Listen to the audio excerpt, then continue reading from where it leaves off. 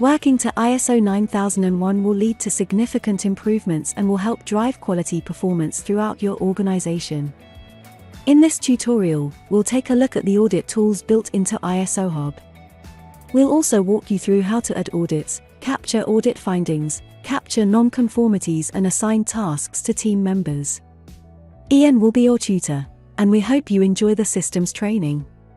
So, let's make a start. Welcome everybody to the ISO 9001 Systems Training in ISO Hub. In this systems training course we're going to be looking at how we can create audit schedules and invite auditees to those audits. So first of all, select the audit tab at the top of the menu, and we're just going to delete off this previous audit here so we can start afresh. Simply click the icon delete, and now we're just going to select the new icon audit. Select the tab, and that's going to open up the fields so you can begin to create the new audit. You have the ability to select whether it's internal or external audits, so we're going to run with internal at this stage, and we're going to select from the drop down menu the audit we wish to select, and that's going to drag in this ISO 9001 template. And we'll also have the ability to select the status, whether it's in draft, progress, etc. And then we select the auditor who's going to be conducting the audit, and we're just going to save and close now just to make sure that we've captured that work, and I'd always recommend that you continually save and close. So auditee details, you've got audit plans, audits, create audits, corrective actions, statement of applicability, audit reports, certificates. We'll go through all of these in more detail. So in order to make a start, we need to first of all ensure that we've got the auditee details in the system. So in order to do that, we simply make a selection, and Michael Jackson is going to be the auditee, and we're then just going to save and close.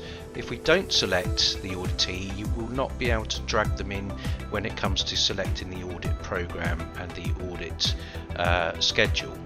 So it's important that we have those in. So from the drop down there, you can select the date that we wish the audit to take place and the time. And this is how you would start to break the audit down. So selecting who the auditor is going to be, when you're going to audit, who the auditees are going to be, and then a description of the audit itself. Now you can be as detailed or as brief as you like, but this is really notifying those that are going to be audited what you intend to audit against what clause.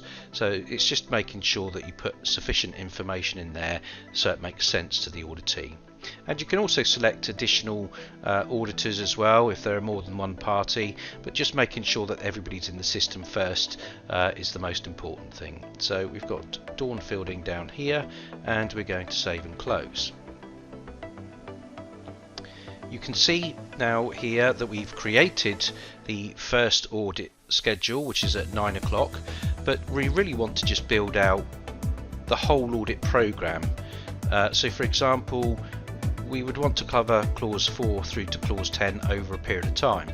You can do that all in one day, of course, or you can decide to spread the audit over a period of time, which certainly makes auditing far more manageable and allows us to get on with other tasks that we have to get on with. So we're selecting here that we're going to do the second stage of the audits in the March of this year, and we're going to start at 10 o'clock, and it's going to be again Dawn that's going to be conducting the audit, and we're just going to put a description in here as to what is the nature or scope of the audit. Again, it's just making sure that that information is there for the purpose of the auditee and the auditor just to remind themselves what they're looking to audit. So in this way, what you can start to build out is an audit program over a period of 12 months. So a lot of people tend to or prefer to work auditing a clause by month, but again, it's entirely up to yourself.